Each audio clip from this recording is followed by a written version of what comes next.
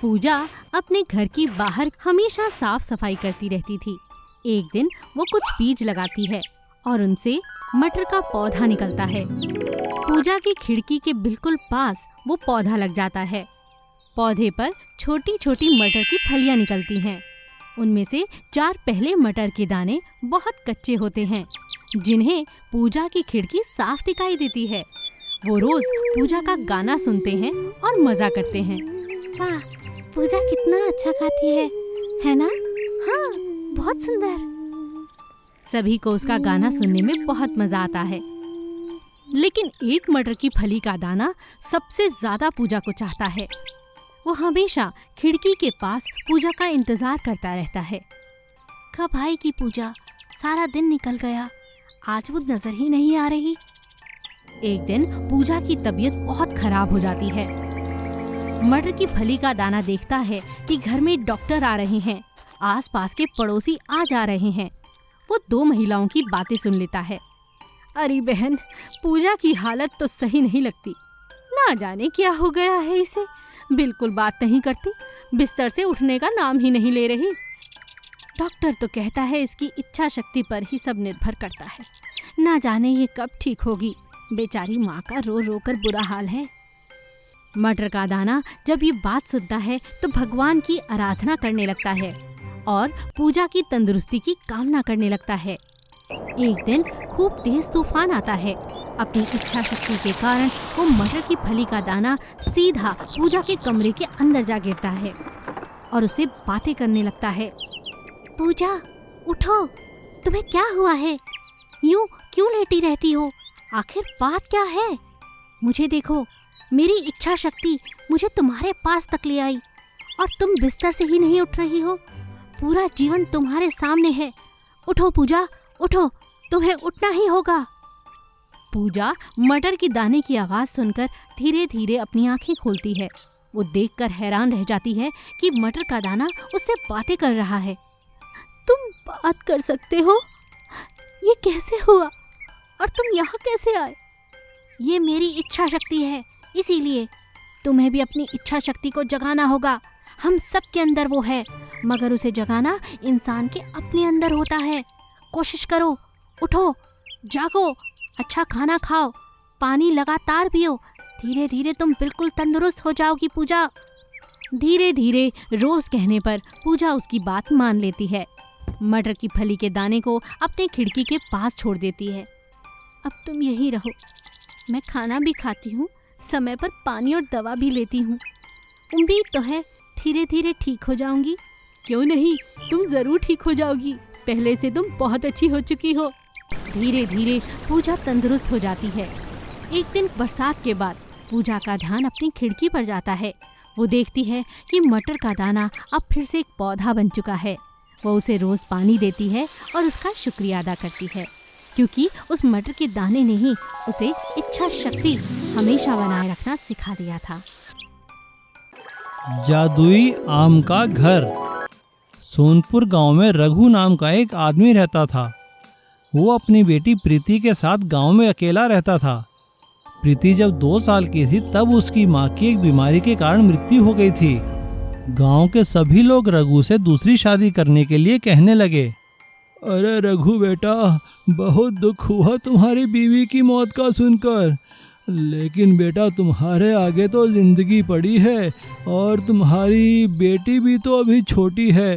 बेटा तुम दूसरी शादी कर लो। अरे नहीं काका, ये आप क्या कह रहे हैं? मैं अकेले अपनी बेटी को पाल लूँगा। ठीक है बेटा, जैसी तुम्हारी मर्जी।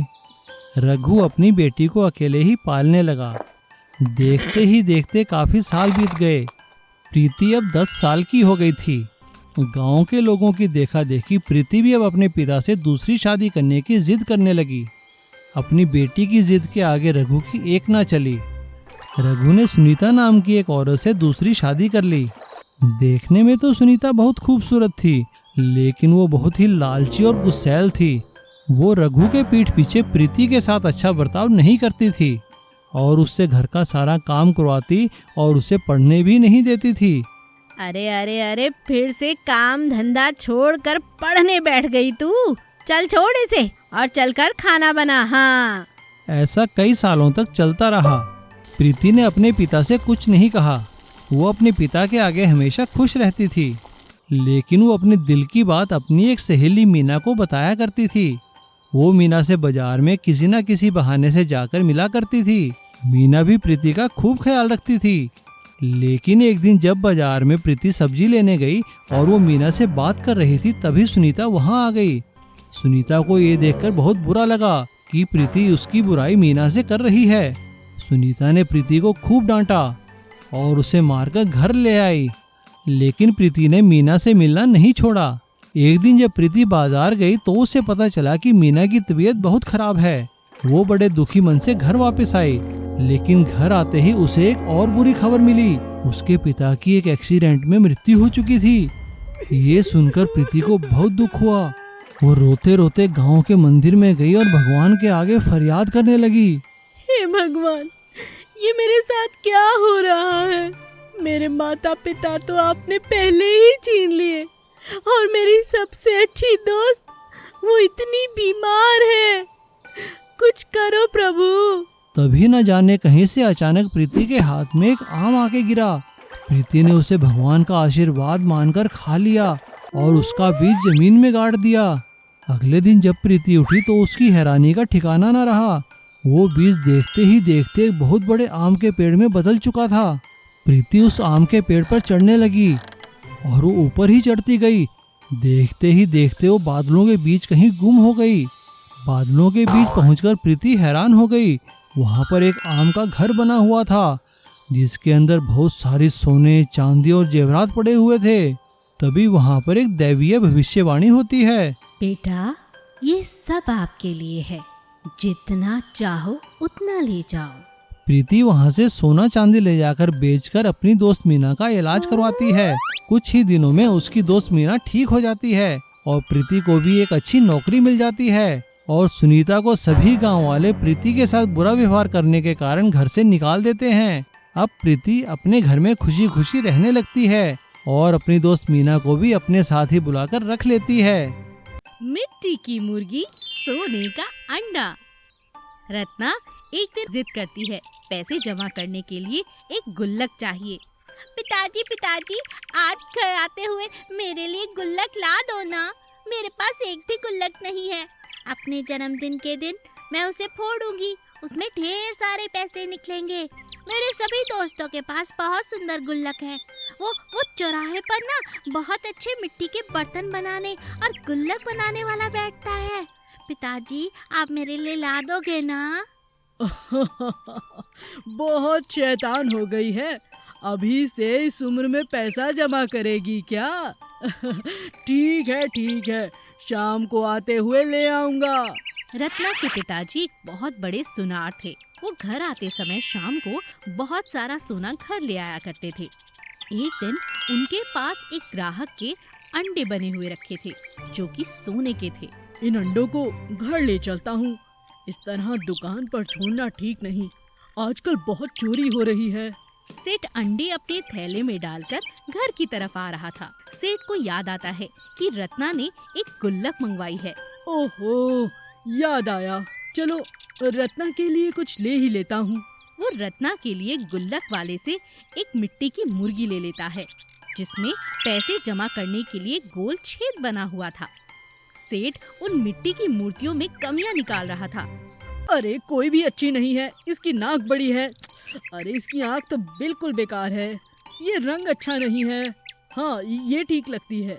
जब वो एक सही मुर्गी तलाश कर रहा था, अचानक उसके थैले से एक सोने का अंडा निकलकर मिट्टी की मुर्गी के अंदर चला जाता है। सेठ को इस बात का पता भी नहीं चलता और वो मिट्टी की मुर्गी उठाकर पैसे देकर अपने घर की तरफ चला जाता है। अरे पिताजी मेरे लिए ले आए, पिताजी मेरे लिए ले आए छोटी सी प्यारी सी गुल्लक। रत्ना गुल्लक को पाकर बहुत खुश थी, लेकिन अगले दिन जब सेठ ने अंडों को गिना तो उसे एक अंडा कम मिला। हाय राम, मैं ग्राहक को क्या जवाब दूंगा? मेरा अंडा कहाँ गया? सेठ पूरे घर में तलाश करता है। तभी सेठ को याद आता है कि कल वापसी में लौटते हुए उसने गुल्लक खरीदी थी। वो फटाफट जाकर रत्ना की गुल्लक को देखते हैं। अरे रत्ना, बेटा जरा अपनी गुल्लक तो देना। जल्दबाजी में गुल्लक नीचे गिर जाती है और फूट जाती है। रत्ना जोर जोर से रोने लगती है। मेरी गुल्लक, पिताजी ने मेरी गुल्लक तोड़ दी। अरे रत्ना चुप हो जा बेटा। सेठ खुश हो जाता है क्योंकि गुल्लक के अंदर उसे सोने का अंडा मिल जाता है। शुक्र है भगवान का, नहीं तो आज मेरी जान नहीं बचती बेटा।